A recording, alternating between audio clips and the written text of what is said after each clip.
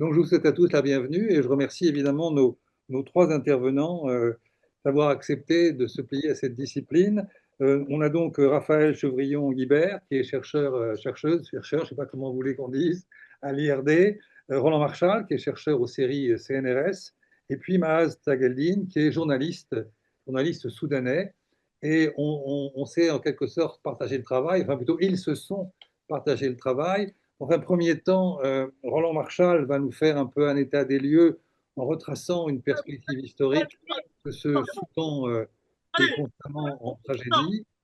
Ensuite, Raphaël Chevrillon-Guibert interviendra sur des questions qui seront notamment, je ne veux pas vous limiter en quoi que ce soit, sur les questions plutôt économiques et financières, mais bien entendu, euh, je vous laisse évidemment libre dans votre intervention. Et enfin, Maras Tageldine nous parlera plus précisément peut-être de ce que subit aujourd'hui la société civile, car dans toutes ces tragédies, dans toutes ces guerres civiles, eh bien, c'est évidemment toujours la même chose, ce sont les civils qui en souffrent, et on a vu encore des choses terribles à Al-Fashar il y a combien? Il y a quelques jours, qui sont absolument dramatiques. Chacun va s'exprimer. Je laisse la parole d'abord, comme prévu, à Roland Marchal pour nous donner un peu à la fois l'état des lieux et sans doute aussi nous rappeler une nécessaire perspective historique. Vous avez la parole.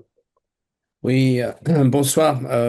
Écoutez, pour essayer d'aller vite et en même temps de ne pas être trop schématique, peut-être faut-il commencer par rappeler un certain nombre de choses qui sont à la fois évidentes et en même temps dont la signification reste aujourd'hui controversée. Il y a deux aspects sur lesquels je voudrais revenir qui me semblent extrêmement importants. Le premier, c'est que quand vous regardez l'histoire du Soudan post-colonial, ce pays n'a jamais été en paix. Il a toujours mené des conflits à l'intérieur de ses frontières. Et donc l'armée soudanaise est une armée qui a très rarement, pour ne pas dire jamais, eu à défendre ses frontières, mais qui, au contraire, a dû combattre l'ennemi intérieur qui était dans ce que le discours soudanais appellera les régions périphériques. Le Darfour en est une. C'est sans doute à cause de ce qui s'est passé au Darfour que aujourd'hui la tension internationale est réveillée, puisqu'elle n'a pas été pendant de très longs mois et plusieurs années. Mais il ne faut pas oublier la guerre au Sud-Soudan, hein, qui aujourd'hui est indépendant depuis 2011. Et puis d'autres conflits qui n'ont pas eu les mêmes répercussions médiatiques dans les monts Nouba ou dans le Nil bleu ou dans l'est du pays à proximité de la frontière érythréenne. Donc ça, c'est une interrogation importante parce que elle invite quand même à chercher au-delà des drames et du drame qu'on connaît actuellement, des raisons beaucoup plus profondes, historiques, sur la construction de l'État, sur la construction ou l'absence de construction d'une citoyenneté soudanaise, et évidemment à repérer dans cet échec de construire la paix civile un certain nombre de problèmes qui sont sans doute liés à la fois euh, à l'histoire et au mode de domination intérieur à l'intérieur du Soudan, et puis aussi au rôle très spécifique qu'ont joué les appareils de force, l'armée, les renseignements, le renseignement militaire, dans ce qui s'est passé depuis très longtemps. Ça, c'est une première facette qui est extrêmement importante et qu'il faut avoir à l'esprit parce que d'une certaine façon, la solution de la crise actuelle ne sera une solution que si elle essaye d'aborder, peut-être pas de résoudre, mais en tous les cas, mais si elle aborde cette question fondamentale qui est pourquoi le pouvoir central au Soudan est un pouvoir qui génère et qui militarise les contradictions ou les tensions dans les périphéries au point d'aboutir à des situations d'extrême violence. La deuxième caractérisation quand on a un regard un peu long, c'est le fait que l'armée soudanaise, c'est une armée très politique.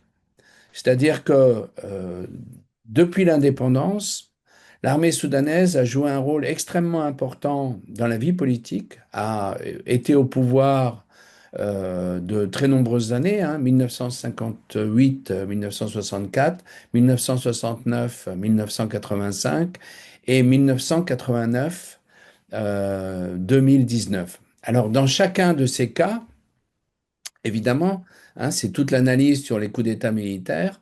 On peut pointer du doigt le fait que les militaires n'ont jamais gouverné seuls. C'est très rarement, au Soudan et ailleurs, des pouvoirs simplement militaires.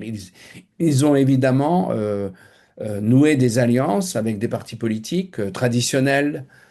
C'est le cas du premier coup d'État. Avec le Parti communiste soudanais, c'est le cas du second coup d'État.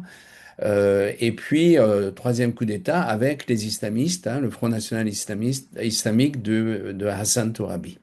Donc, et comment dirais-je, cette capacité, cette porosité de la politique de l'armée soudanaise, elle a des effets importants sur la façon dont cette institution fonctionne et se représente et est représentée dans la population soudanaise.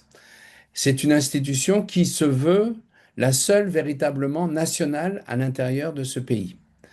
Et évidemment, ce discours-là est fondamental si on veut lire les discours politiques tenus par les dirigeants à un moment ou à un autre, et notamment très récemment, bon, c'est un écrit paru dans l'édition d'aujourd'hui du Wall Street Journal, hein, du général Burhan, qui est donc le chef de l'armée soudanaise et qui est en même temps le président du Conseil transitoire de souveraineté qui s'affirme comme gouvernement légal du Soudan.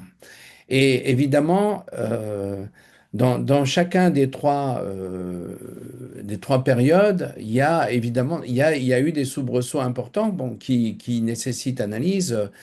Dans le premier coup d'État, on pourrait dire que ce premier coup d'État a été largement lié à son origine par l'incapacité de gouverner d'un grand parti traditionnel qui a soutenu donc le coup d'État, hein, qui a vraiment donné le pouvoir aux militaires. Et de la même façon, au moment où ce coup d'État, où cet régime militaire est renversé en 1964, les militaires sont en fait en affaire avec un autre grand parti du Soudan contemporain contre le premier, hein. Donc il y a eu une évolution à l'intérieur du régime, tout ça en même temps que vraiment l'aiguisement de la guerre au Sud-Soudan. Dans le deuxième coup d'État, on commence avec l'alliance entre le Niméri et le Parti communiste soudanais. Ceux-ci seront éliminés en 1971 et puis également Niméri, plus tardivement, à partir de 77 ou de 79, va faire une alliance avec les islamistes, ce qui nous donnera, au moment du soulèvement contre Niméri, disons, une révolte qui est censée être contre les islamistes, mais avec une armée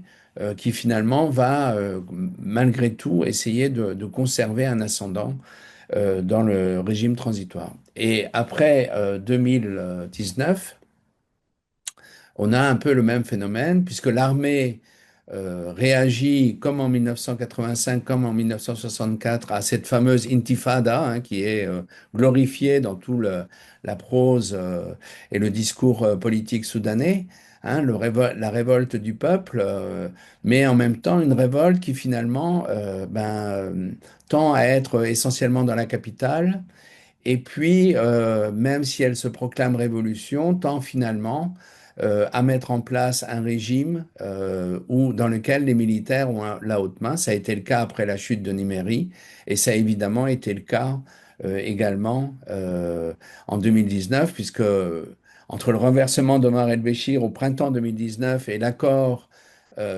constitutionnel qui permet à un gouvernement civil d'être en place, eh bien les militaires jouent un rôle important. Donc ça, c'est le regard long et évidemment, ça pose des tas de questions sur les influences au sein de l'armée, les soubresauts, comment l'armée s'insère dans le champ politique, mais aussi, et Raphaël en parlera, dans le champ économique du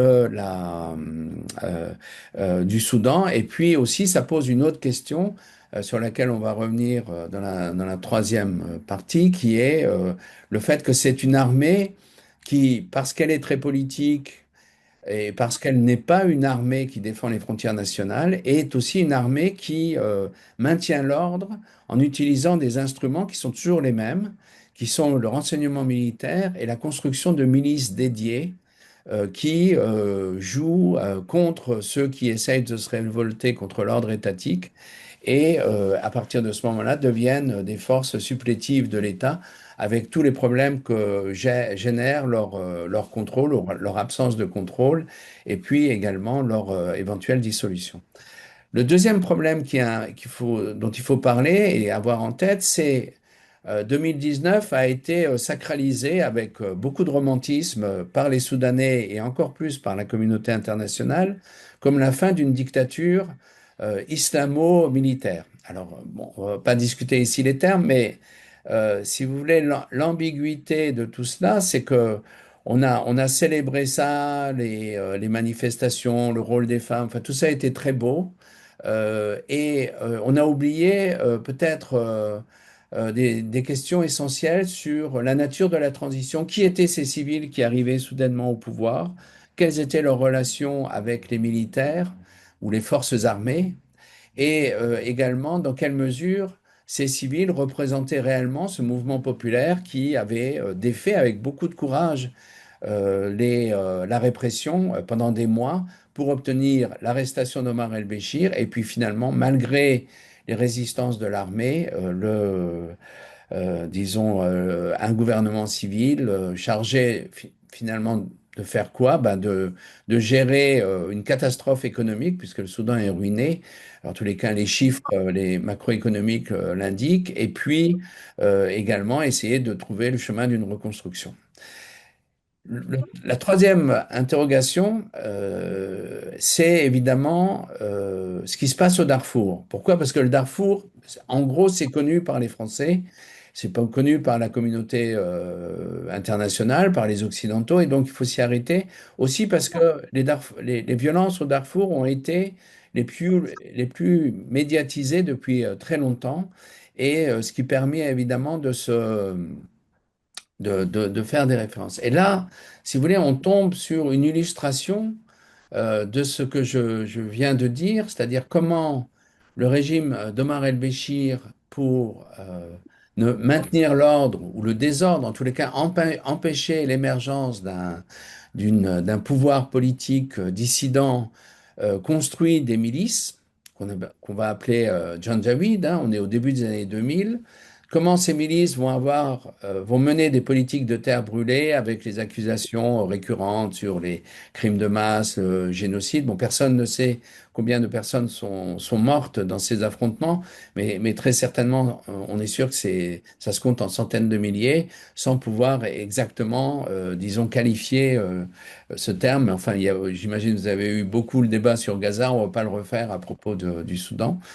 Et d'une certaine façon, ces milices-là, sous les pressions internationales, il a fallu, disons, les contrôler, les absorber pour éviter disons, plus d'opprobre et plus de sanctions. Et c'est ainsi que sont nés d'abord les gardes frontières, la police des frontières, et puis ensuite, suite à des troubles qui sont absolument classiques hein, dans la gestion des milices, comme le chef devenait avait des ambitions politiques et commençait à critiquer Khartoum, eh bien, on a fait un coup d'État contre le chef, on a remplacé le chef, on a mis son numéro 2, son adjoint, au pouvoir dans cette milice. Il s'appelait Emeti, donc on va garder son surnom. Et puis, on a rebaptisé ces forces de soutien rapide en 2013. Alors, dans tout ce qui se passe aujourd'hui, si vous voulez, il faut à la fois noter la récurrence de la violence, le fait qu'on assiste en fait à des règlements de compte qui datent pas d'aujourd'hui, qui sont pas le produit de contradictions d'aujourd'hui, mais qui sont étalés sur au moins 2 décennies, avec une violence qui est évidemment extrêmement forte, comme on le voit à El Fasher. Ce qu'il faut aussi noter, c'est que dans les affrontements que nous avons aujourd'hui, euh, il y a disons, un saut technologique il y a un saut technologique et un saut humain. Le saut technologique, il est largement dû au fait que des deux côtés, pas de la même façon, hein, il n'y a pas de véritable symétrie, même si les mécanismes à l'œuvre sont les mêmes. Donc, des deux côtés, vous avez des aides qui sont fournies par certains États de la grande région ou des puissances internationales, comme la Russie, ou l'Iran, l'Égypte, la Turquie, le Qatar, mais aussi de l'autre côté, il faudrait citer les Émirats, et puis derrière ou avec les Émirats, d'autres pays comme peut-être l'Éthiopie, le Sud-Soudan, le Kenya, l'Ouganda, le Tchad, la Libye de Khalifa Haftar, etc. Et donc ça, les ressources qui sont générées et les routes logistiques qui peuvent être créées grâce à cela font que cette guerre, qui est le produit d'une crise politique intensément soudanaise, elle a changé de nature en quelque sorte. Elle est devenue, elle n'est pas une guerre de proxy comme certains Soudanais le prétendent, mais elle est une guerre qui est devenue qui s'est généralisé, qui a monté en intensité et qui a aussi produit un effet terrifiant qui est la durée. C'est-à-dire qu'avec la durée, les forces militaires en présence, qui étaient relativement bien structurées, se sont déstructurées, encore une fois. C'est notable dans les deux cas, mais ça ne se voit pas, ça ne se mesure pas de la même façon, et produisent des effets qui sont extrêmement importants. Au niveau humain, ce qu'on voit, c'est, si vous voulez, à la fois une extension des recrutements et une division, une déchirure de plus en plus profonde du tissu social. Alors, dans les années 2000, ça n'avait pas été tellement le cas, puisque finalement, l'essentiel des affrontements se passait entre Darfouriens, Janjaweed contre mouvements essentiellement d'autres communautés. Donc Janjaweed essentiellement des groupes, des miliciens issus des tribus arabes qui elles-mêmes auront des différends entre elles. Et puis de l'autre côté, des tribus non arabes dont la plus importante militairement est aujourd'hui les Agawa qui ont été particulièrement touchés par les massacres d'El Fasher. Et ce qu'on voit, c'est que des deux côtés, on a une espèce aussi de massification des recrutements, c'est-à-dire à la fois par la constitution de milices du côté des forces armées soudanaises, qui recrutent des Soudanais, mais qui emploient aussi des techniciens, peut-être des aviateurs qui viennent des pays voisins, de l'Égypte notamment, et puis des soldats qui viennent du Tigré voisin où il y a eu la guerre entre le Addis Abeba et Mekelle dans de 2020 à 2022.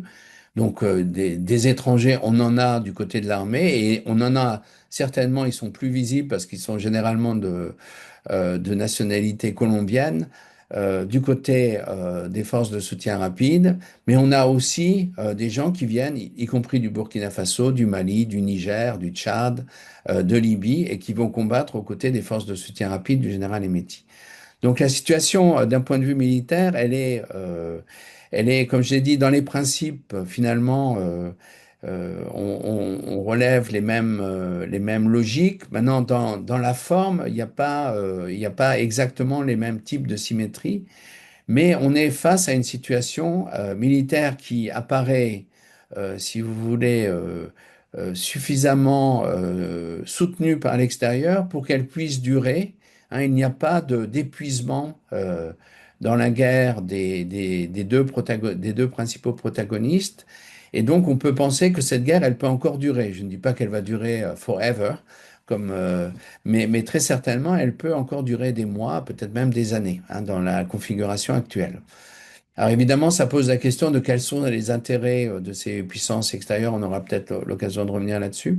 Et puis, pour terminer en conclusion, simplement dire, il y a une tentative aujourd'hui de résolution, de médiation internationale qui est portée par les États-Unis avec un groupe de trois autres pays qui sont tous arabes, hein, l'Égypte, l'Arabie saoudite et les Émirats arabes unis et évidemment et qui porte en lui-même à la fois la possibilité d'une résolution, puisque les principaux soutiens de l'armée ou des forces de soutien rapide sont bien représentées dans ce quartet, et en même temps la possibilité que tout ça aille vers le grand n'importe quoi. Et on est dans ce moment où à la fois on est soulagé de voir que la communauté internationale et donc la diplomatie américaine se saisit du problème, et en même temps on est extrêmement, disons, préoccupé par le fait que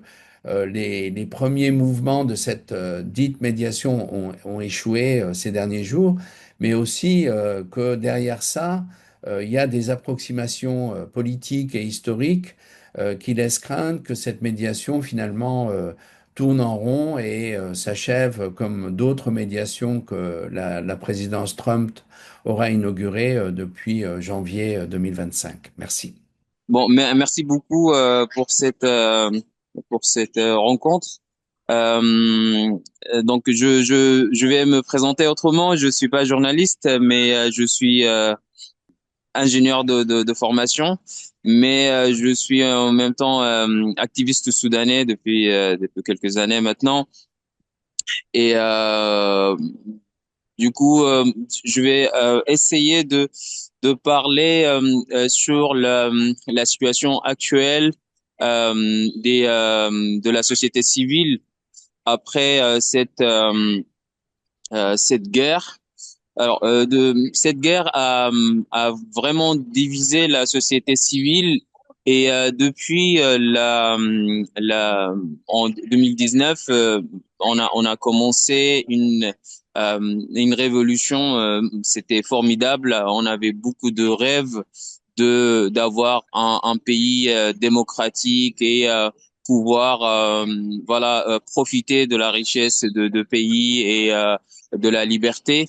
On s'est fait barrer la route, et pour moi cette guerre est une conséquence de ces mouvements révolutionnaires qui ont débuté en 2000 depuis les années 2010 2011 jusqu'en 2013. Il y a eu une vague de répression qui était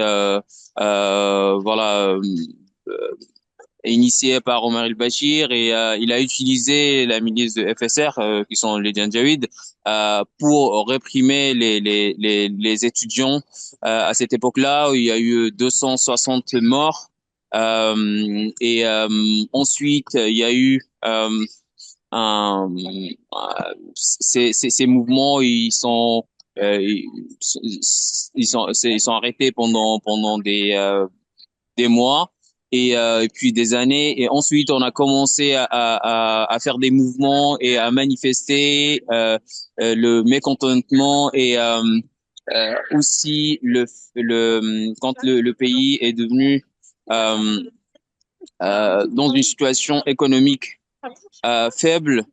euh, euh, c'était la bonne période pour sortir manifester, et quand les Soudanais je je pense que je vais fermer la caméra parce que je vois que la batterie elle est en train de partir trop vite. Je vais pardon. Alors et du coup nous avons fait cette révolution en 2019, et on a fait tomber Omar el-Bashir, et c'était un mouvement, je peux dire, très très puissant. Ça a fait bouger les choses, ça a menacé des réseaux de pouvoir militaires, financiers, qui sont installés dans le pays depuis des années. Et donc ces mouvements-là, ça a fait rentrer d'autres pays qui sont intéressés euh, dans le pays. Le Soudan, c'est un pays riche qui a beaucoup de ressources minières et ressources, une grande espace de terre fertile. Et du coup, ils voulaient pas laisser cette révolution aller jusqu'au bout. Ils nous ont imposé, à travers les partis politiques qui représentaient le mouvement social, les manifestants qui sont partis se faire un sitting devant le QG de l'armée soudanaise en 2019. Donc, il y a eu cet accord entre les partis politiques.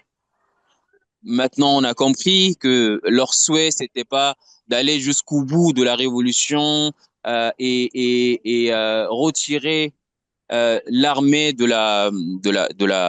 du pouvoir, tout simplement, parce que on peut pas faire de la politique avec des armes. Et comme les partis politiques soudanais traditionnellement ils l'ont fait, ils font de l'ingérence au sein de l'armée, c'est-à-dire ils infiltrent l'armée pour avoir des généraux fidèles à eux et effectuer des coups d'État, comme l'a très bien expliqué Monsieur Roland Marshall. Et donc, ils ont fini par avoir cet accord et barrer la route à la société civile et la société soudanaise qui rêvait d'un changement réel dans la société. Aujourd'hui, la société civile, elle est divisée.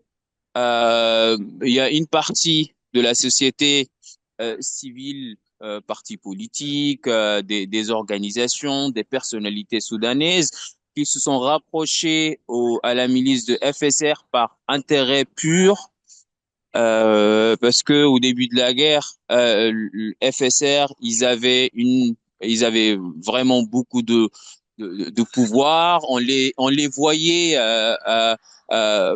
réussir ce coup d'État là parce que l'armée régulière, elle était très affaiblie. Ils avaient pas d'hommes. L'armée de terre, c'était FSR et ils avaient pris beaucoup de villes et contrôlé ou assiégé beaucoup de bases militaires. Toutes les bases militaires de l'armée soudanaise dans le centre et dans le sud, ils étaient aux mains de FSR. Donc il y a une partie de ces personnes-là par pur opportunisme, et ils ont rejoint les rangs de FSR. Ils ont fait la propagande de cette milice qui sont là pour soi-disant combattre l'ancien gouvernement, les islamistes, alors que eux-mêmes ils faisaient partie de voilà, ces islamistes là, Omar el-Bashir et Hemeti. Après aussi, il y a eu l'ingérence. Moi, j'ai écouté Monsieur Marshall, il a expliqué, il a très bien expliqué d'ailleurs, mais il y a une partie sur laquelle je ne suis pas d'accord, c'est le fait que il y a deux pays, il y a deux côtés qui alimentent cette guerre avec des aides militaires côté FSR et côté armée régulier, mais tous les rapports de l'ONU, les rapports des ONG internationaux, des journaux respectueux aux États-Unis, en France, et ils ont documenté que clairement l'ingérence de les Émirats arabes unis dans cette guerre, ça dépasse cette simple aide. Ils ont pratiquement créé des alliances avec tous les pays voisins du Soudan, à part l'Égypte, et ils ont une mainmise et même ils sont partis à faire des accords avec le Tchad pour leur permettre de créer cette base militaire aux frontières du Soudan. Et ils ont réussi à ramener des mercenaires de Soudan du Sud, des mercenaires de Tchad, de Centrafrique et d'autres pays. Et les Colombiens, ils ont été envoyés par des entreprises basées aux Émirats arabes unis, entraînés en Libye de Khalifa Haftar, qui est l'homme des Émirats arabes unis, envoyé ensuite vers Darfour pour combattre Al-Fashir. Donc cette ingérence, c'est c'est une guerre par proxy, je le dis, et c'est clair. Il faut pas, il faut dire les choses. Le Soudan aussi, il est certes, il est l'armée soudanaise aussi, il est soutenu par d'autres puissances, hein, comme il l'a dit, la Russie et la Chine et l'Arabie Saoudite, c'est un fait, mais ça reste l'armée soudanaise qui est reconnue par l'ONU, qu'on le veuille ou non, et c'est des contrats. Et tout le pays maintenant, il n'a pas d'économie, c'est une économie de guerre. Et quand il va en Chine pour acheter des drones, ils achètent des drones. Ils vont pas leur donner des drones pour aller voilà, récupérer enfin, gagner la guerre pour que eux ils ont une influence sur le gouvernement plus tard. Donc, parce que c'est ce qu'ils font, les Émirats arabes unis, à part les avions cargo d'or qui partent à Dubaï, mais ils envoient beaucoup d'armes, des armes lourdes que même il y a des pays qui ne peuvent pas l'avoir. Donc ça, c'est une chose claire. Je laisse la parole maintenant à Raphaël en la remerciant d'avoir cédé son tour, si toutefois il y avait un ordre à Merci organiser. encore, Raphaël. Merci. Bah, du coup, merci beaucoup hein, pour cette invitation. Je vais essayer bah, voilà, de reprendre des bouts qui ont été présentés par Roland et Maaz pour continuer de donner du sens à la fois sur le temps long et sur le temps un peu plus réduit à cette guerre qui ne semble pas en avoir hein, quand même. Mais en tout cas, l'idée, c'est d'essayer voilà, de sortir de cette image qu'on est juste entre deux généraux qui s'affrontent pour la captation du pouvoir. Il y a de ça évidemment, mais voilà, de rentrer un peu plus dans la complexité de cette guerre. Donc je vais en profiter pour revenir un peu sur ce que Maas venait de dire sur les 4 ans qui ont précédé en fait le début de cette guerre hein, en avril 2023. Donc les 4 ans, c'est ces années de transition à partir de cette révolution qui se met en place. Dans le temps long, bien sûr, il y a eu toute une décennie des années 2010 avec des contestations qui ont été régulièrement réprimées, mais c'est vrai qu'en 2018, ces contestations, elles prennent de l'ampleur, de plus en plus d'ampleur, à la fois parce qu'elles traversent toutes les classes sociales et parce que elles s'étendent aussi de façon territoriale à beaucoup de régions du pays et beaucoup de villes surtout. Donc vraiment, on parle plutôt de la période fin 2018, donc décembre 2018 jusqu'à 2019, et on a cette chute annoncée du régime d'Al-Béchir avec cette arrestation et tout de suite cette captation en fait de cette révolution par les militaires qui faisaient eux-mêmes partie de ce régime d'Al-Béchir, puisque c'était un régime qui combinait, je pense que Roland l'a bien expliqué, on ne va pas revenir dans le détail, mais une alliance entre islamistes et militaires. Et là, quand je dis militaire, c'est-à-dire c'est tous les segments de l'armée, au sens où on a aussi les RSF à ce moment-là qui sont dans cet appareil de sécurité. On a les services secrets, on a l'armée proprement dite. Donc, on a différents segments dans cet appareil de sécurité. Donc, qui veut s'imposer dans cette transition, qui veut en fait la capturer, mais les civils vont continuer au printemps 2019 de lutter pour se maintenir voilà, maintenir leur révolution et se maintenir et s'imposer finalement dans les négociations avec les militaires. Et en fait, ceux qui vont s'imposer, c'est un large mouvement civil qui est en fait très divers. Et ça, je pense que c'est important de l'avoir en tête. C'est qu'on a à la fois l'ensemble des associations professionnelles qui ont été très actives pendant la période de la Révolution et qui sont vraiment, en gros, l'organe de coordination hein, du soulèvement, associés aux comités de résistance, qui sont des comités qui se sont un peu auto-construits, mais qui venaient de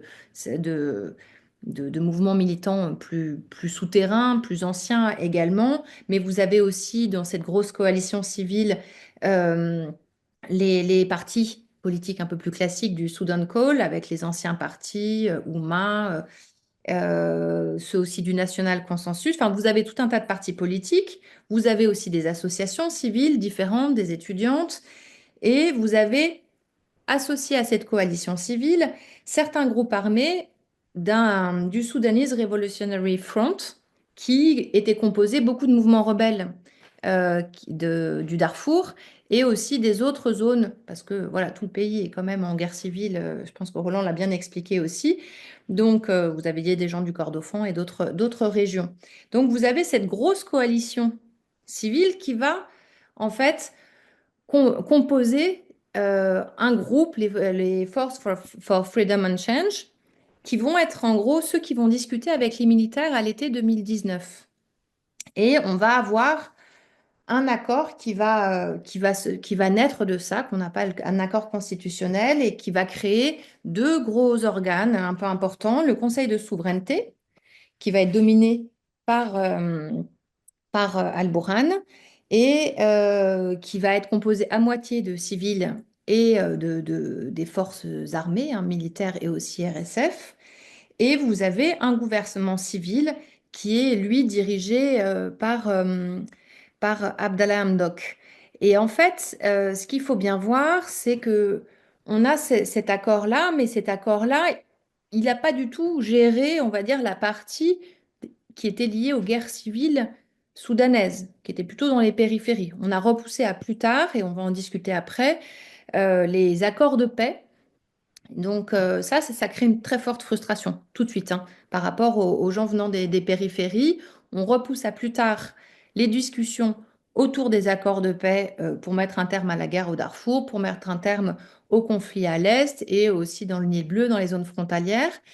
Et donc voilà, la coalition civile, elle est vaste, elle est diverse, mais tout le monde n'est pas forcément d'accord sur le tempo, sur les priorités, sur la façon dont il va falloir aussi discuter ces différentes paix dans les différentes régions. Et ça, je pense que c'est important de l'avoir en tête, c'est qu'il y avait une coalition rejetant le régime, mais, et c'est logique, c'est plutôt ça, on va dire, dans une vie démocratique classique, d'avoir des envies très différentes et des stratégies et des politiques très différentes, c'est quelque chose qui est normal. Mais c'est vrai, face à un acteur militaire qui, lui, n'attend que ça, c'est-à-dire des divisions des civils pour pouvoir mettre la main sur cette transition dont il n'avait pas envie depuis le début. Ça, c'est quand même très clair. Il faut toujours avoir en tête que depuis le début, les militaires ne voulaient pas de cette révolution. Donc, on a vraiment cette tension qui se met en place et vous allez assez rapidement avoir un exemple, une institution qui est créée, qui est le comité de démantèlement de l'Ancien Régime. Et ce comité, ça va être un véritable bras de fer perpétuel des civils avec justement les forces armées, RSF compris.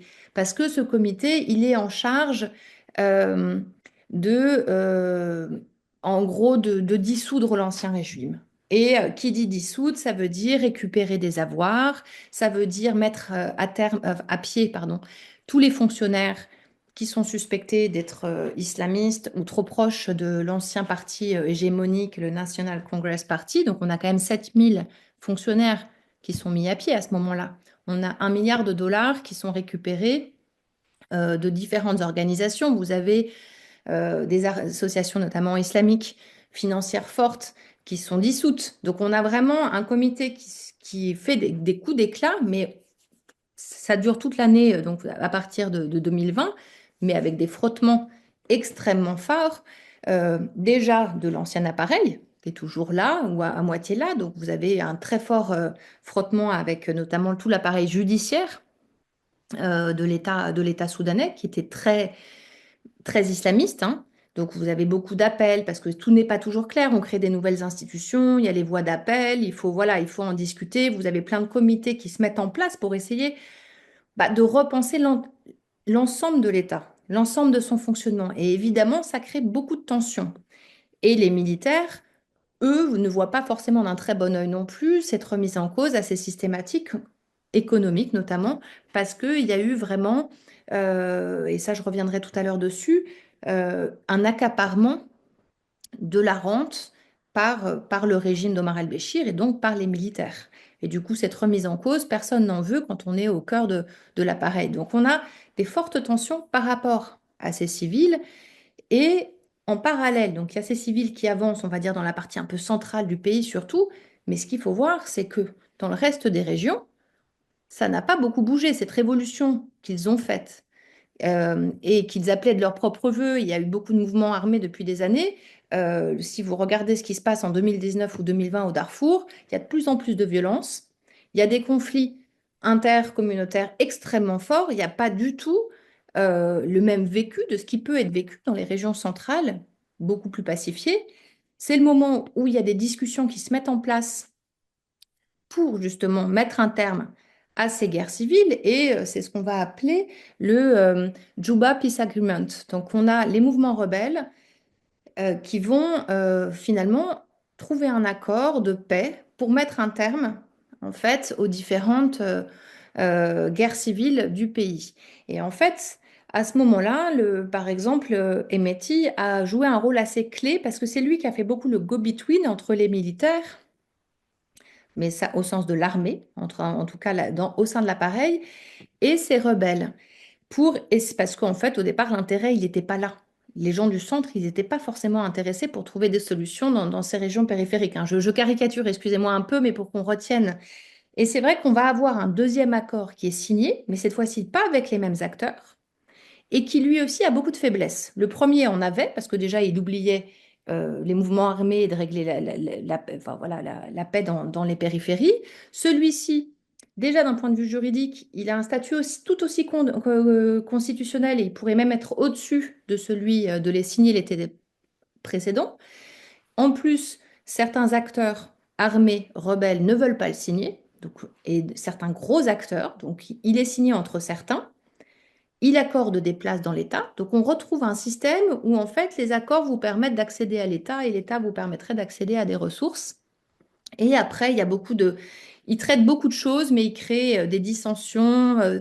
Les régions ne sont pas traitées de la même manière. Vous avez normalement un système de fonds de développement qui permettrait de rattraper le retard, mais qui est totalement euh, incroyable par rapport aux capacités réelles d'un État en crise comme le Soudan, donc en fait qui sera totalement irréalisable.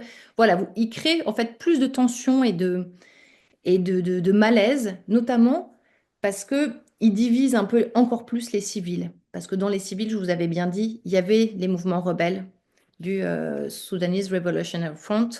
Une fois qu'on signe ce Juba Peace Agreement, vous avez beaucoup du mouvement civil qui se sépare et vous avez ces mouvements rebelles qui finalement se rapprochent des acteurs armés, qui eux voulaient trouver des solutions à ces paix enfin des solutions, tout est relatif, hein, mais trouver, afficher des solutions pour eux et pour leur donner une place dans cette transition.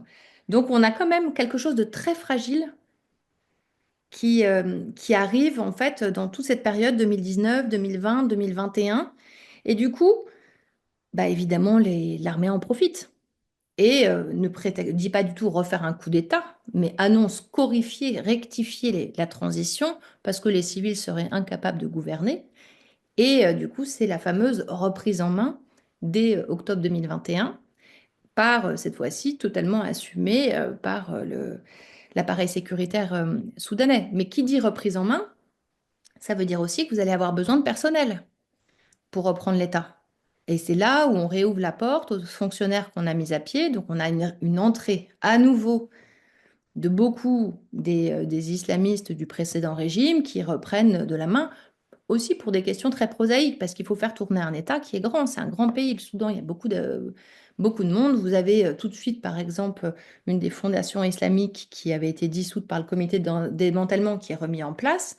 Donc réellement, vous avez à nouveau les islamistes qui reviennent par la petite porte parce que côté Bourhan ne peut pas accepter, notamment vis-à-vis de l'Égypte au départ, de remettre autant en avant son ancien allié.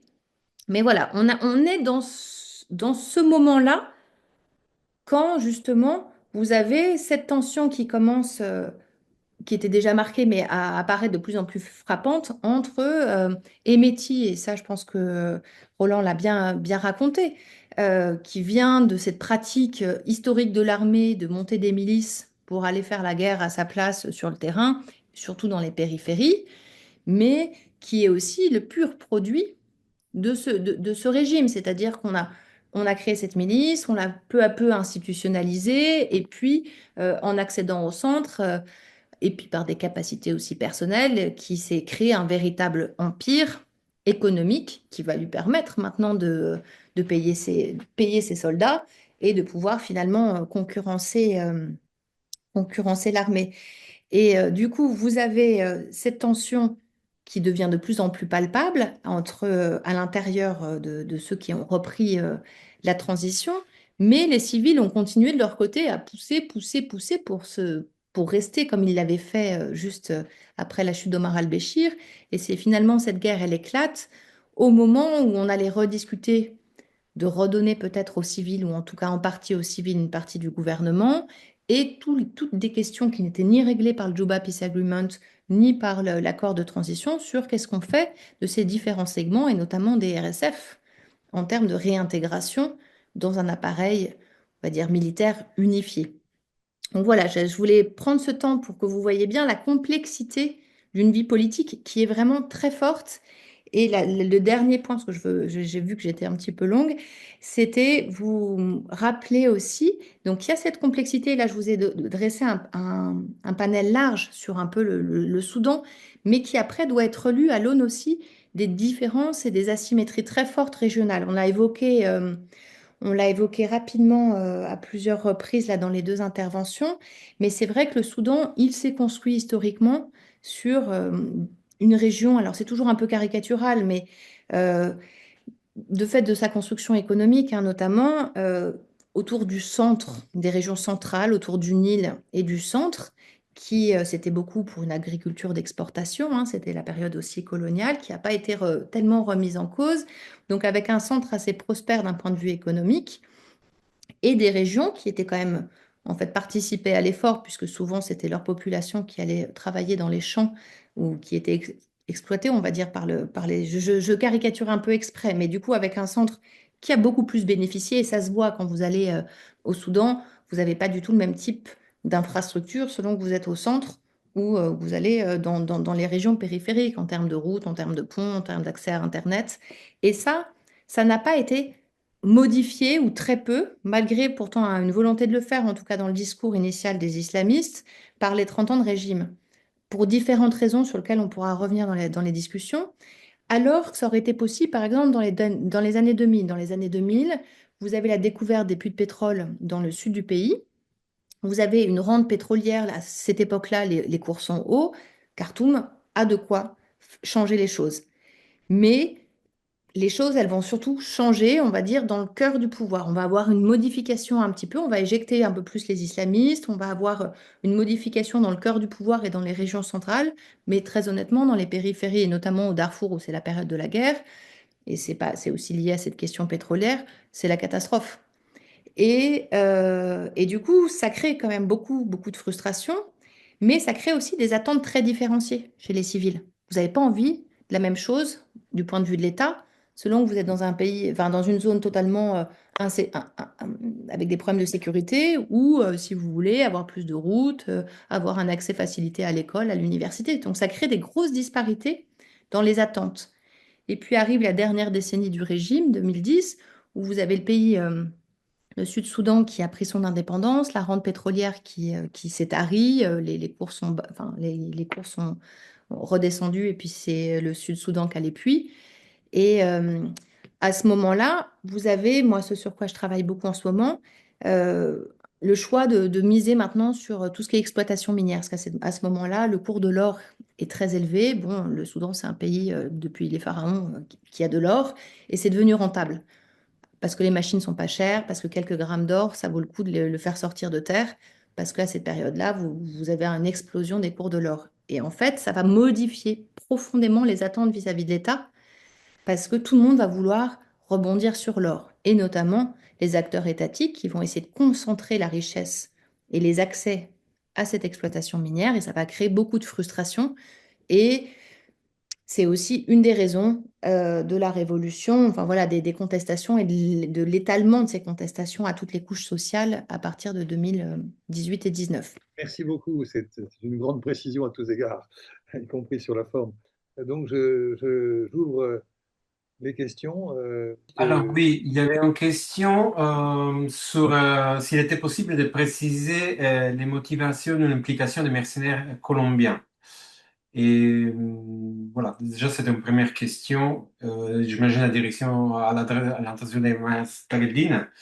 Et puis il y a une deuxième question. Quel a été le rôle des comités de résistance après 2019 et puis dans les conflits depuis 2023? La troisième, c'est d'où vient la tendance à présenter la guerre au Soudan comme un affrontement confessionnel? Ah. S'agit-il d'un raccourci interprétatif commode ou bien du sentant d'une difficulté réelle à saisir la nature multiple et mouvante d'un conflit profondément protéiforme? Oui, la troisième question est de loin la plus facile. Je crois qu'il y a une incapacité d'un certain nombre de journalistes ou de faiseurs d'opinion en France, puisque ça m'a été aussi posé, de se rendre compte que le Sud-Soudan est devenu indépendant depuis 2011.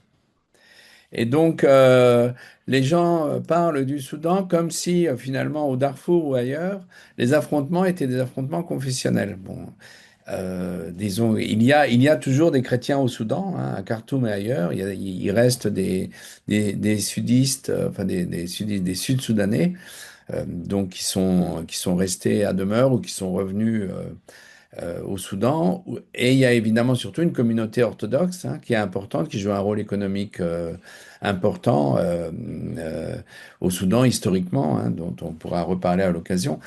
Mais ce ne sont absolument pas des affrontements confessionnels. Bon, la première question, ceci pour la troisième question. Et ça, je crois que c'est un peu l'inculture de notre société française et des gens des médias, hein, qui sont quelquefois...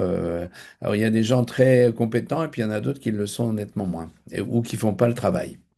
La deuxième chose, pour revenir sur les Colombiens, parce que ça, c'est une question beaucoup plus importante. On est, si vous voulez, alors, il y a encore une fois, il y a deux façons de regarder le problème. Et la première façon, c'est de répondre à la question de la façon la plus stricte, c'est-à-dire pourquoi des Colombiens? Parce que les Émirats arabes unis hébergent depuis une quinzaine d'années un certain nombre d'entrepreneurs de sécurité. Le plus célèbre d'entre eux étant Eric Prince, qui fut l'un des managers de Blackwater, et puis ensuite d'autres compagnies qui a recyclé ensuite après le procès intenté à Blackwater a évidemment fait ce qu'on fait ici au Soudan, c'est on change le nom des milices pour leur donner une nouvelle honorabilité. Et évidemment, il n'est pas le seul. Et évidemment, il n'est pas le seul américain, mais il y a d'autres compagnies de sécurité qui se sont créées.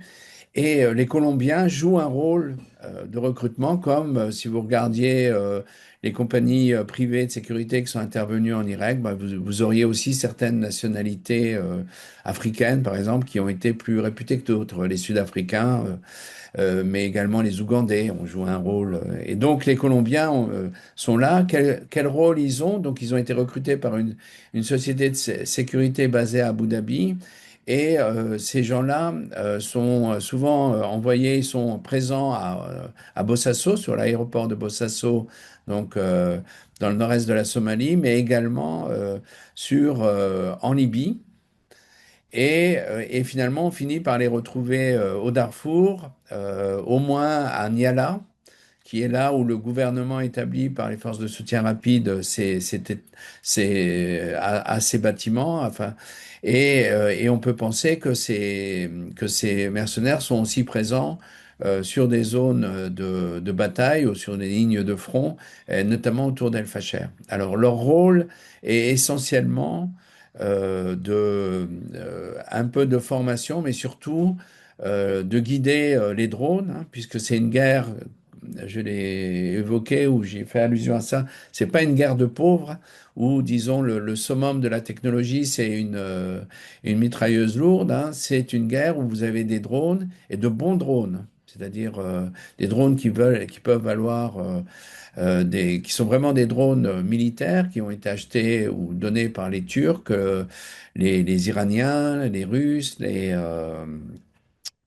Mohajer 5 ou 6, hein, mais aussi les Harkinchi, des Winlong chinois, qui ont été acquis par un camp ou l'autre. Alors, soit directement, soit indirectement. Et là, on retombe sur la question, enfin en tous les cas sur la critique formulée notre ami soudanais, hein, c'est-à-dire que je crois avoir été assez clair pour l'avoir dit. J'ai dit que les mécanismes sont les mêmes, mais il n'y a pas de symétrie. C'est-à-dire que le gouvernement soudanais a bénéficié, par exemple, a acheté beaucoup d'armes au Pakistan récemment, hein, dans les 6 derniers mois.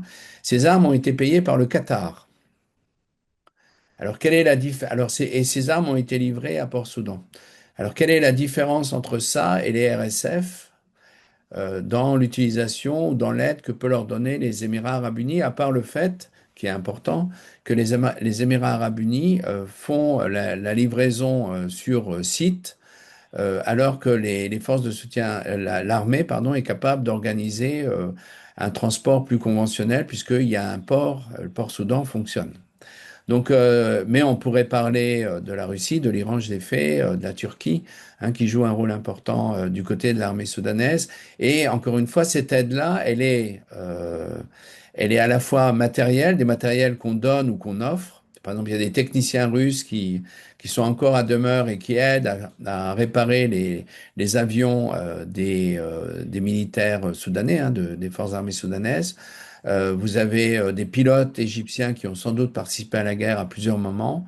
Comme j'ai dit, vous avez des combattants des forces de défense tigréennes qui ont participé entre guillemets, libération de la ville de Médani dans l'est du pays. Hein. Tout ça, il y a des témoignages soudanais là-dessus. C'est pas des choses qui relèvent d'une information que je tirerai je ne sais pas où. Il y a des témoignages très forts là-dessus.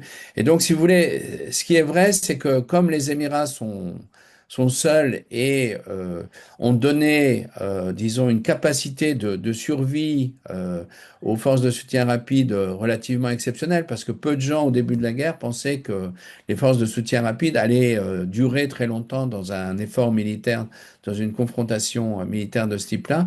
On a tendance à faire des Émiratis disons, le Deus ex machina qui justifierait, enfin qui expliquerait le conflit.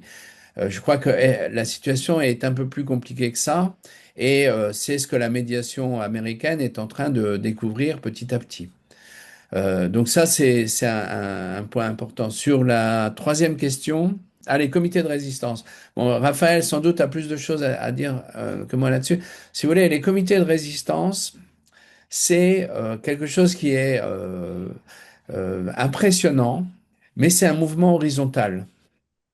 C'est-à-dire que les gens sont organisés dans les quartiers pour la solidarité, pour aider les familles des personnes arrêtées, pour fournir de la nourriture à ceux qui n'en avaient pas, essayer de survivre à la crise politique et organiser les protestations. Et c'est une organisation qui visait aussi à éviter que si on arrêtait le chef d'un des comités, les comités deviendraient complètement inefficaces. Donc la force de ces comités, ça a été à la fois leur extrême décentralisation et le fait que, disons, d'un point de vue interne, l'organisation n'était pas, comment pourrais-je dire, léniniste d'aucune façon. Ce qui leur a permis de résister, comme le nom l'indique, à la répression d'Omar el-Béchir et des services de renseignement à ce moment-là, qui étaient quand même extrêmement efficaces, hein, extrêmement brutaux. Mais le problème que crée ce type d'organisation, on le connaît bien. C'est le fait que lorsque vous essayez de construire une coordination, eh bien, il y a des différences politiques qui émergent parce que certains comités peuvent être représentés dans des alliances différentes et donc vous avez un fractionnement des forces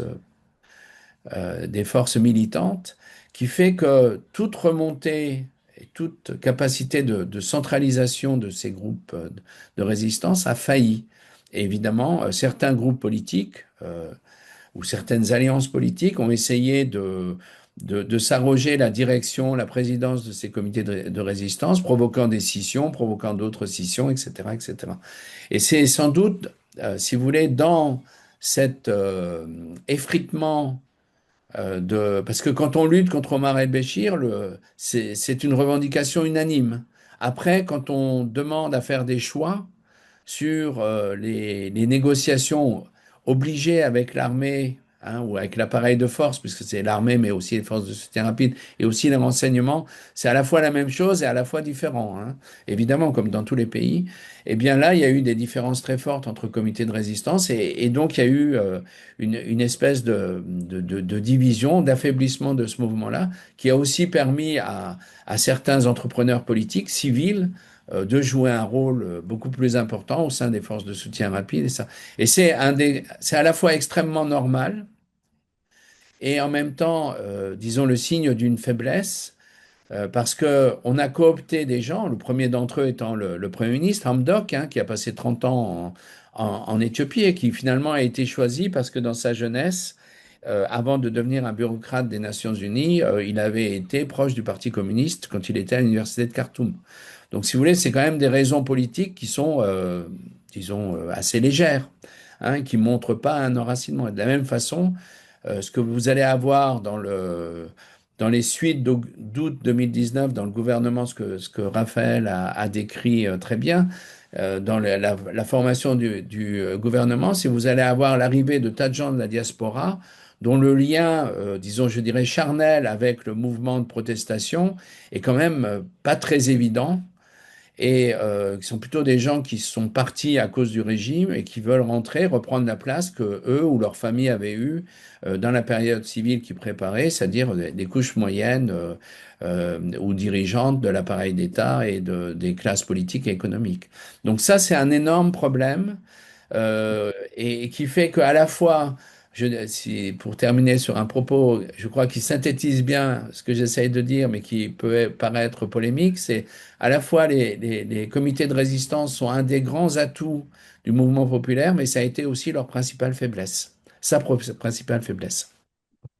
Merci. En fait, ce que vous dites, Roland Marchal, on pourrait le dire tout aussi bien sur les autres révoltes citoyennes, et complètement Abs- pas structurées et Absolument, qui ont été balayées. Je pense à l'Algérie, au Liban. Enfin, bien on a sûr. toujours le même schéma. On est tous unis pour, enfin, contre, et dès lors que on s'aperçoit que dans la même manifestation, les divergences idéologiques sont profondes et les ambitions sont très différentes. Donc c'est un classique, enfin, c'est-à-dire c'est un classique de ces Tout à révoltes. fait. Le Soudan est un pays comme un autre et les gens, donc On a vu comme ça les autres, malheureusement les sur d'autres Soudanais ont le droit à la vie, à l'éducation, à la liberté. C'est ça. C'est malheureusement un schéma qui était un peu dans toutes ces révoltes citoyennes. Raphaël, peut-être vous voulez. Non, non, mais je voulais rebondir sur les comités de résistance et c'est vrai que ce côté très fragmenté des comités, pour les raisons qu'on a mentionnées, hein, mais dans cette période de transition, je crois que la question que je lis là était aussi sur cette période de transition, comme les choses n'étaient pas aussi vécues de la même manière. Par exemple, les comités de résistance du Darfour, ils se sont militarisés pour beaucoup. Ce sont devenus des comités aussi pour se protéger, parce que alors que on était en pleine transition, par exemple au Darfour, vous avez eu une résurgence de violences intercommunautaires extrêmement fortes, probablement parce que aussi, vu la place grandissante des RSF dans le jeu politique central, bah, ça a donné un peu des ailes localement et du coup, vous avez réouvert des conflits, des cas, et vous avez beaucoup, beaucoup de violences qui arrivent à ce moment-là. Et du coup, bah, dans ces comités de résistance, il s'agit aussi de résister à ces violences. Et du coup, ils vont s'auto-organiser pour défendre bah, les gens qui sont autour de vous, parce que c'est des choses de quartier, mais généralement, par l'histoire, on est dans des quartiers plus communautaires quand on est dans Et du coup, vous allez avoir une trajectoire qui est un peu spécifique au comité de résistance des régions périphériques dans cette période de transition, tandis que les comités de résistance, par exemple dans la capitale, hein, qui vont continuer d'avoir une vie très active, mais qui vont aussi beaucoup participer à voilà, ces divisions au sein du mouvement civil, parce que tout le monde n'est pas du tout d'accord sur qu'est-ce qu'il faut faire, à quel tempo et quelles sont les priorités, c'est plus ou moins articulé aux partis politiques. Mais ce qu'il faut voir, c'est que ces comités de résistance, ils viennent aussi de 30 ans d'un régime très dur, qui certes avait un peu ouvert un peu le couvercle et donc permis une certaine vie politique, mais quand même très relative. Et du coup, vous avez aussi un gros changement dans cette capacité à discuter, mais aussi un apprentissage. Et ça, je pense que Roland a bien raison, de faire des choix, c'est pas pareil que d'être contre.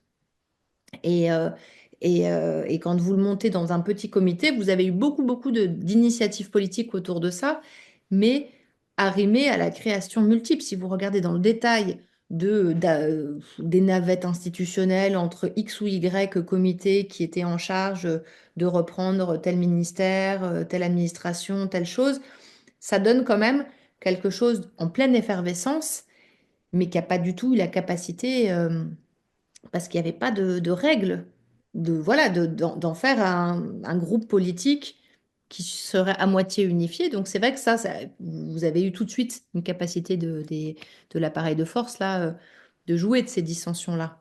Et en tout cas, d'empêcher par exemple que ces comités de résistance se rapprochent des mouvements rebelles qu'on a bien récupérés, parce que eux, on se sont mis quand même pendant la transition côté appareil de force, alors que c'était quelque chose qui paraissait très paradoxal.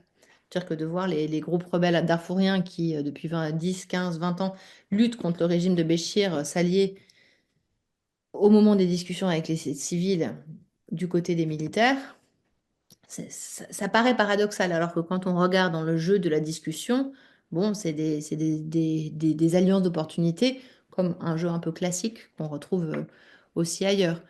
Et aujourd'hui, les comités de résistance, on sait que sous l'occupation enfin, des deux côtés, hein, RSF ou de l'armée, vraisemblablement, beaucoup ont transformé leur côté militant politique en de l'humanitaire. Donc, il y en a certains qui sont très liés à toutes ces associations caritatives qui permettent la survie là depuis 2 ans pendant cette guerre. Parce que bon, l'aide, on en entend parler, l'aide humanitaire extérieure est vraiment nulle, extrêmement faible pour différentes raisons. Et du coup, il y a quand même des millions de personnes qui doivent survivre. Et il y a un gros rôle de ces comités qui se sont transformés en d'autres types d'associations pour continuer de maintenir un minimum de tissu social. Mais je pense que Maaz l'a bien décrit, ce tissu, il est aussi en pleine destruction parce que les civils n'ont pas voulu prendre parti au début. Mais c'est difficile de ne pas prendre parti quand vous êtes dans la capitale et que vous êtes dans des quartiers qui sont occupés par les RSF pendant 1 an ou plus, avec toutes les exactions qu'on peut imaginer. C'est vrai dans l'autre sens. Enfin voilà, il y a quand même peu à peu une polarisation qui est en train de se lire parmi ces civils, qui tient aussi de la durée de cette guerre, quoi. Donc voilà, ça, j'avais cette petite remarque à faire. Et peut-être juste pour l'affrontement confessionnel, j'étais un peu surprise aussi. Alors, je ne l'avais pas entendu au départ comme Roland. Je m'étais dit non, non, il ne s'agit pas du Sud-Soudan. Je ne sais pas si c'était confessionnel. C'est vrai que je dis islamiste. Bah, toute la scène politique soudanaise est principalement de partis politiques qui relèvent, enfin voilà, qui mettent en avant la question religieuse. Mais c'est vrai que traditionnellement, vous avez un tout petit bout de parti communiste qui ne l'est pas. Mais sinon, le gros du gros de la scène politique soudanaise et avec des partis traditionnels qui sont plutôt rattachés à des confréries, et le fameux parti qu'on dit islamiste, qui est celui du parti d'Omar el-Béchir, et qui était une émanation des frères musulmans égyptiens, et qui s'est transformé à la sauce soudanaise depuis les années 50, même un peu avant. Voilà. Maaz, vous vouliez rajouter quelque chose? Oui, sur les comités de résistance. Il y a une partie depuis le début de la guerre, il y a une partie des comités de résistance qui se sont formés enfin, ils ont rejoint ce qu'on appelle une chambre d'urgence. Et ces personnes-là, ce qu'ils font essentiellement, c'est qu'ils viennent en aide aux personnes sur place. Soit au début de la guerre, c'était centralement à Khartoum et dans les grandes villes, Al-Fajr par exemple, il y avait ces chambres-là qui sont des personnes surtout pas politisées. Donc ils étaient dans les mouvements, ils participent aux manifestations, à l'organisation des manifestations, mais ils étaient pas affiliés à des partis politiques. Donc il y en a qui sont qui sont restés à Khartoum, par exemple. C'est des personnes que je connais personnellement, très très courageux de rester malgré les différences. Et avec toutes les répressions qui vont avec essayons de maintenir la seule hôpital dans le sud de Khartoum où il y a tous les médecins ils ont déserté, c'était complètement vide et où il se passe des choses atroces. Les milices de FSR ils viennent, ils peuvent s'ils ont un blessé ils peuvent sortir tout le monde pour aider leurs blessés. Et si il meurt par malheur dans l'hôpital, bah c'est le médecin qui va être mourir, qui va mourir. Donc c'est des personnes qui sont restées pendant toute la période. Là, je parle des personnes que je connais personnellement qui sont restées à Khartoum pendant toute la période où Khartoum a été occupé par FSR. C'était très difficile. Il y a une partie qui s'est constituée en soupe populaire. Ils ont investi des écoles et ils ramènent de la nourriture. Ils cuisinent pour tout un quartier. Et donc les habitants, les peu de personnes qui n'ont pas des pauvres, hein, qui n'ont pas d'argent pour aller en Égypte ou aller dans d'autres villes au Soudan, ils faisaient une soupe populaire et tout le monde passe avec sa gamelle, ils prennent un peu, ils prennent un peu à manger. Et une partie aussi a rejoint l'armée soudanaise parce que et ça c'était à cause de des massacres qu'ils ont été commis. Et c'est vrai surtout dans la ville de Madani et le centre de Soudan, dans les villages où les personnes enfin c'est des agriculteurs. Tu peux aller dans toute une ville ou des villages entiers, il y a pas une arme. Donc c'était des gens pacifistes, ils ont été obligés de quitter ces villes-là pour aller dans l'Est où l'armée soudanaise avait ses bases. Et ces personnes-là, ils ont rejoint l'armée soudanaise en masse pour combattre FSR. Donc, tous ces personnes-là, et c'est pour ça que je parle de division. Et il y a aussi une dimension ethnique dans cette guerre et régionale.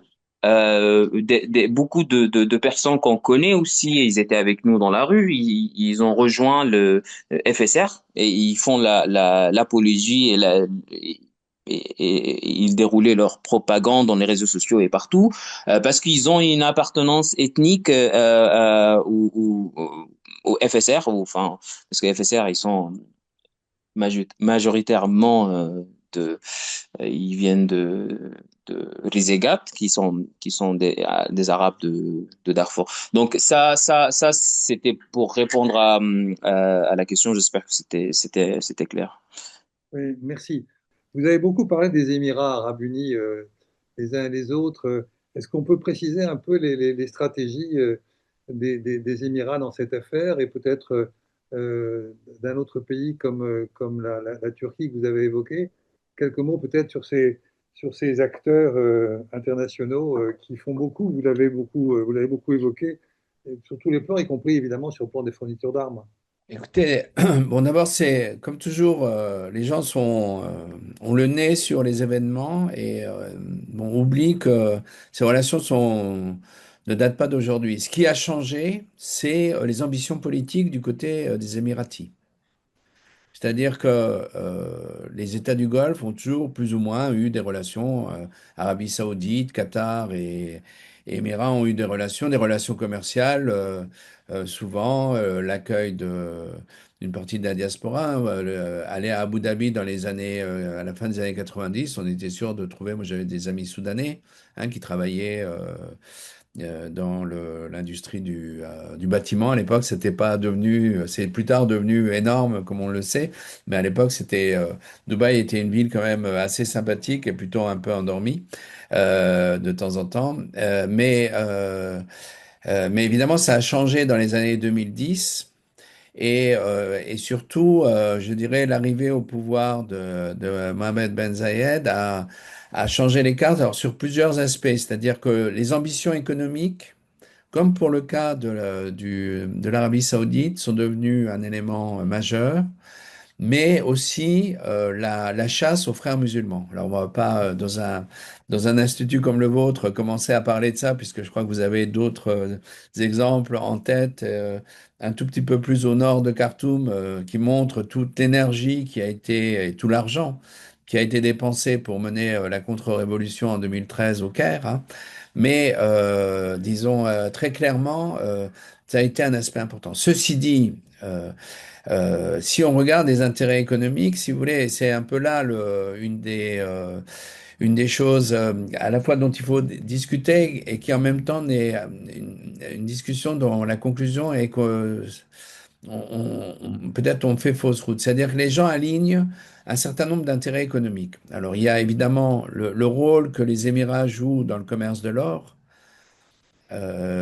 soudanais, mais il joue ce rôle pour l'or en général de nombreux pays d'Afrique. Donc c'est pas simplement le Soudan et le et la production de l'or est quelque chose qui n'est pas un monopole des forces de soutien rapide, mais aussi et de façon tout à fait significative, je dirais presque à 50-50, mais Raphaël me corrigera, aussi le fait des forces armées soudanaises. Donc, c'est pas, donc l'or, effectivement, c'est beaucoup d'argent très facilement. Vous avez des grands projets sur les terres agricoles, puisque les Émirats importent, alors je vais pas dire 99%, mais enfin 90 ou 80% de la nourriture qui est consommée aux Émirats, avec une population qui a augmenté très très vite compte tenu du succès de Dubaï et même d'Abu Dhabi aujourd'hui comme lieu touristique et lieu d'implantation économique. Et vous avez aussi un autre problème où là on touche moins aux intérêts économiques, mais on touche plus à sans doute Alors c'est lié aux intérêts économiques, mais c'est aussi lié à peut-être une affirmation de puissance. C'est le problème de l'accès à la mer Rouge. Mer Rouge, grand axe commercial, etc. Et c'est sans doute un des points qui divise le plus la stratégie émirienne de celle saoudienne. C'est-à-dire que si tous les deux pays sont tout à fait d'accord pour éradiquer, au sens propre ou figuré, les frères musulmans, les islamistes du Soudan, les Saoudiens ne veulent absolument pas entendre parler d'une base émirati sur la mer Rouge que les Émiratis étaient en train de négocier après le coup d'État, mais avant le début de la guerre, hein, coup d'État octobre 21, la guerre avril 2023, avec le nouveau régime militaire. Et ce port, qui devait être à la fois un port militaire, mais aussi un port commercial, visait à la fois à l'exportation des produits agricoles qui auraient été produits dans ces grandes, enfin je sais pas comment il faut, ces grandes fermes dont les Émirats auraient acheté les terres, mais également auraient aurait permis donc une présence militaire des Émirats dans la mer Rouge. Bon, on pourrait parler de Socotra, hein, parce que c'est aussi le même type d'ambition qui est derrière, et de la politique des Émirats au Yémen du Sud. Bon, et on voit qu'il y a quand même une certaine récurrence qui montre un projet d'État et pas simplement, disons, comme ça, une opportunité. Donc, ça, c'est une façon de voir. Le problème avec cette explication, c'est que si on met de côté le port, c'est que les Émirats n'avaient pas besoin de la guerre pour obtenir tout ce qu'ils voulaient obtenir. Et que l'accord sur le port, il a été obtenu, il a été après résilié à cause de l'implication des Émirats aux côtés des forces de soutien rapide. Mais fondamentalement, les Émirats auraient pu se passer de la guerre pour obtenir ça. Donc il y a d'autres raisons. Alors il y a cette idée de la présence sur la mer Rouge. Il y a aussi les liens particuliers qui existent entre Hemeti et les dirigeants émiratis. C'est-à-dire que euh, il faut revenir au premier moment de l'intervention, enfin de la présence soudanaise au Yémen. Donc, c'est une présence qui est demandée par les Saoudiens et qui concerne, et c'est là où on retrouve les choses, des remarques pertinentes là, sur ce que sont les forces armées soudanaises par rapport aux forces de soutien rapide, c'est que les forces armées sont invitées à aller au Yémen pour se battre contre les Houthis, mais finalement, les militaires soudanais vont préférer être sur la frontière. Ils ont encore quelques centaines d'hommes ou quelques milliers d'hommes là. Par contre, il laisse les combats aux forces de soutien rapide. Et c'est à ce moment-là que, d'ailleurs, sous l'impulsion d'un directeur, du directeur de cabinet d'Omar el-Béchir, que les forces de soutien rapide et que Hemeti rentre en relation avec les Émiratis et va finalement garder un petit contingent au nord Yémen, mais surtout basculer l'essentiel des forces de soutien rapide présentes au Yémen aux côtés du Sud Yémen, donc du Conseil du Sud, hein, de transition du Sud, et travailler explicitement avec les Émiratis. Donc c'est une longue alliance qui va à la fois expliquer aussi, si vous voulez, les conditions dans lesquelles les recrutements se font. Les forces armées soudanaises, et sans doute Maaz également, vont dire à un moment, et je crois que c'est juste de le dire, qu'il y a quand même une proportion d'étrangers au sein des forces de soutien rapide, notamment de Tchadiens, de Nigériens et d'autres pays. Et c'est en fait dans cette période-là que se construisent les réseaux de recrutement internationaux, enfin régionaux en tous les cas, des forces de soutien rapide au-delà des frontières du Soudan.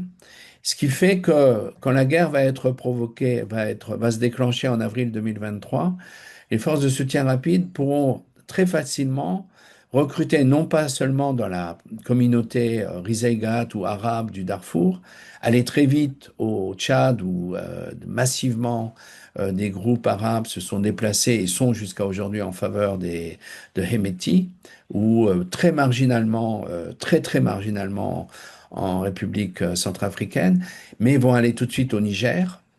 Hein, et ça fait référence d'ailleurs à des choses qui se sont passées pendant la première guerre au Darfour dans les années 2000 et puis au-delà. Donc ces réseaux-là sont remis en action et fonctionnent extrêmement bien jusqu'à aujourd'hui. Donc vous avez cette alliance entre deux personnalités et pour terminer, il faut peut-être aussi se poser le problème autrement, c'est-à-dire que là, on parle du Soudan et donc évidemment, on a des explications qui sont très centrées sur la situation au Soudan, la ligne de front, etc. Mais si vous regardez régionalement ce qui est en train de se passer, ben, vous voyez que les Émiratis, finalement, ils se sont construits, pas un pays, mais ils se sont construits une vraie zone d'influence où il joue un rôle important. Hein, c'est Benghazi avec Khalifa Haftar, hein, et donc toute la partie de l'Est libyen. C'est une partie de l'Ouest soudanais. C'est le Sud-Soudan hein, qui est dans la poche de Hemeti. C'est l'Ouganda et le Kenya qui, avant la guerre, mais surtout depuis la guerre, ont noué des coopérations qui ont sans doute un volet économique et financier extrêmement important, au moins au niveau des classes dirigeantes, avec Hemeti. C'est également en Somalie, le Somaliland et le nord-est de la Somalie qu'on appelle le Puntland, qui sont aujourd'hui très dépendants financièrement des Émirats.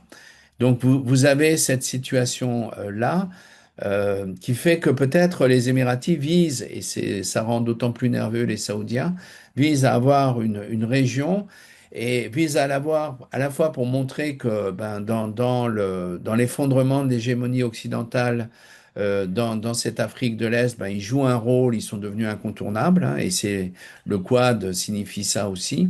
Et puis d'un autre côté aussi, ils montrent, et si vous voulez, derrière ça, il y a et l'Éthiopie que j'ai oublié de mentionner, hein, l'Éthiopie de Abiy Ahmed.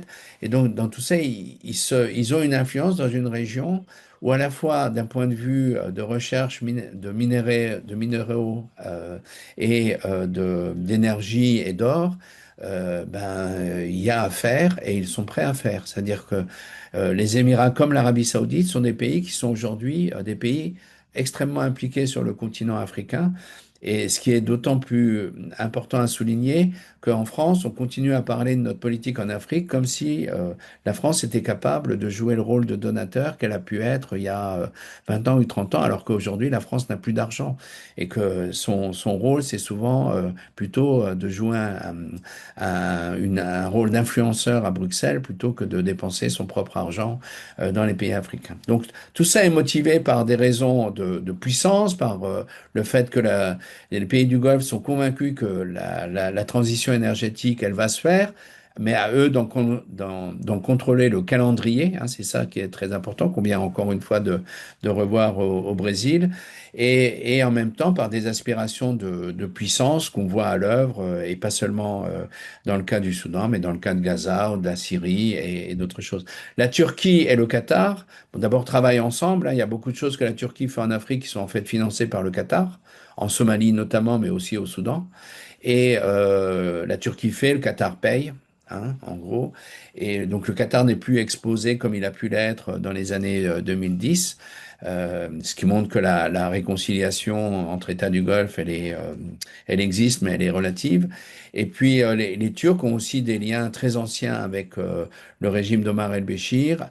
Les cadres les plus importants du parti du Congrès national, donc le parti d'Omar el-Béchir, mais aussi des militaires, ont leur famille ou résident aujourd'hui en Turquie. Et donc les liens, de la même façon, la Turquie a des ambitions qui ne sont pas essentiellement différentes, mais qui visent surtout l'énergie et la mer Rouge au Soudan. Donc tout ça est très normal dans la mesure où ce qui apparaissait à un moment comme une zone très sous hégémonie occidentale ne l'est plus du tout.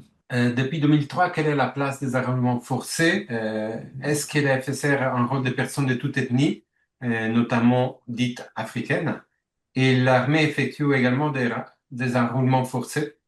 Forcé, non, mais une rhétorique de guerre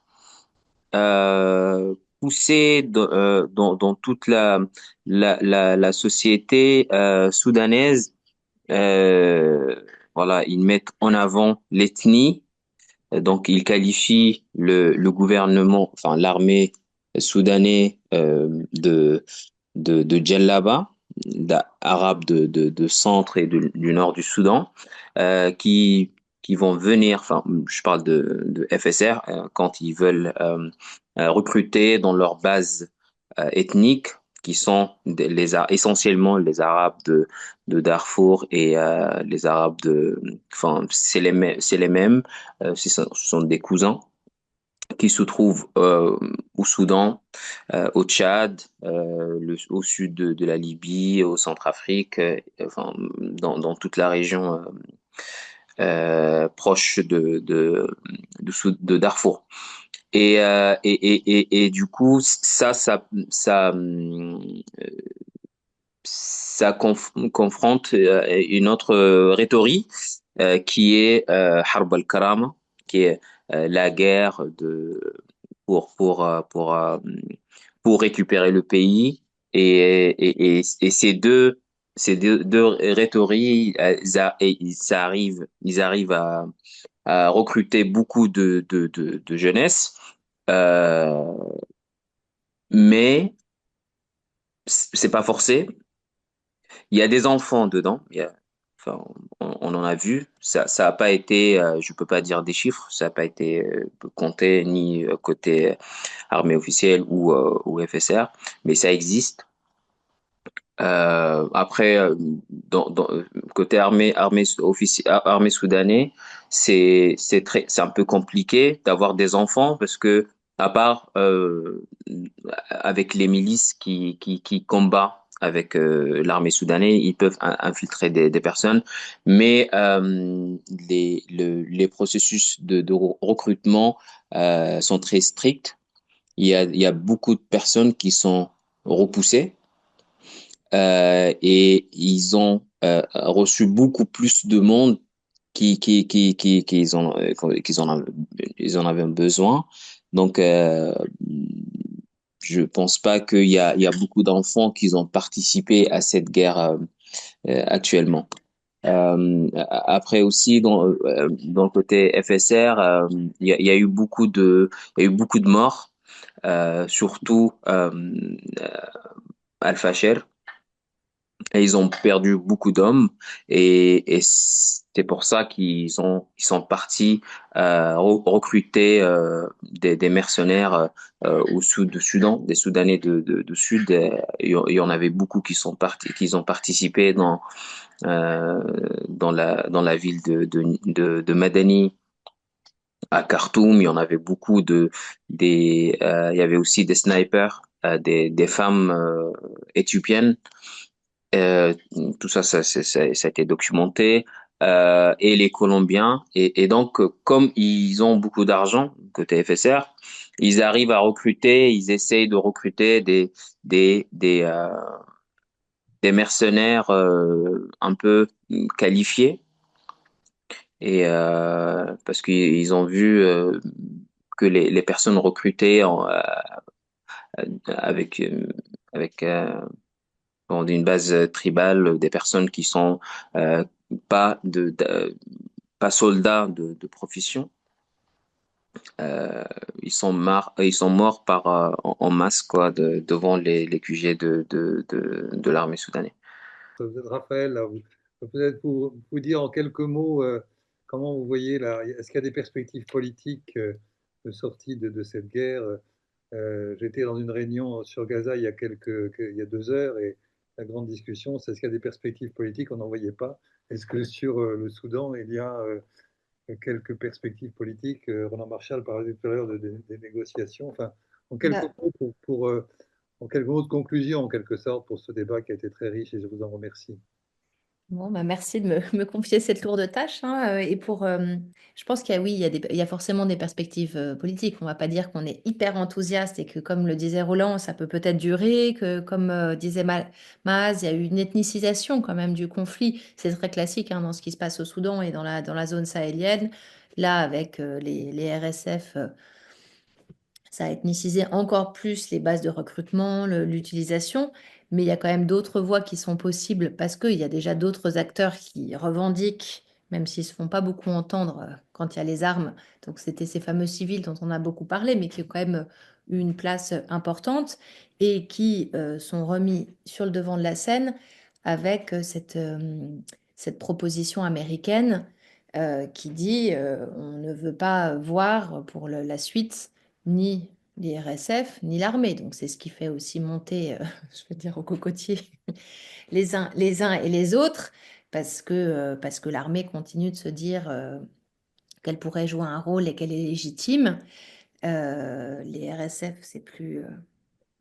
ils jouent stratégique, là. Ils viennent d'annoncer une trêve humanitaire après avoir pris El Fasher, avoir eu tous leurs massacres qui sont documentés et exposés au grand jour.